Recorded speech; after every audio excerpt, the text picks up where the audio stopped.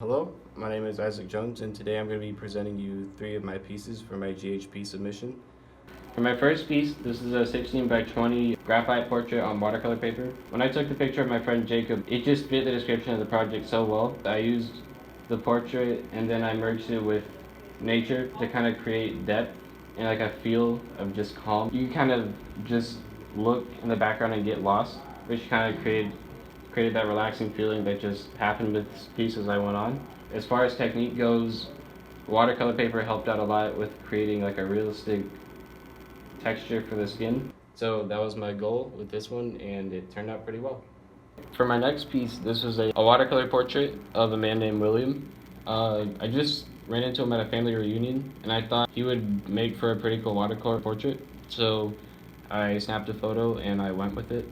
This is in the phase when I was learning proper watercolor technique.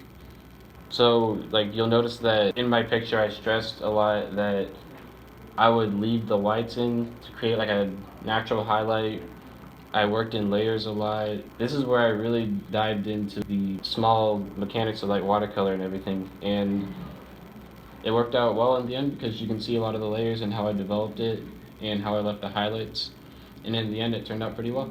For my third piece, this is a color pastel on 19 by 25 black paper, and for this piece I really wanted to create a feel for intensity, and it was a concentration piece. It was just a way to like express what went through my mind during the track phase, and I did this by using a lot of darks and lights in the eyes. Like you can see I left a lot of highlights, and then in the face like I kind of created like a dark to light fade. This piece was done around the time that I was doing track and concentration. Around that time it was pretty stressful, and I wanted to like put what I felt kind of into one of my pieces, which kind of like pushed this one to be a little bit better than all my other ones.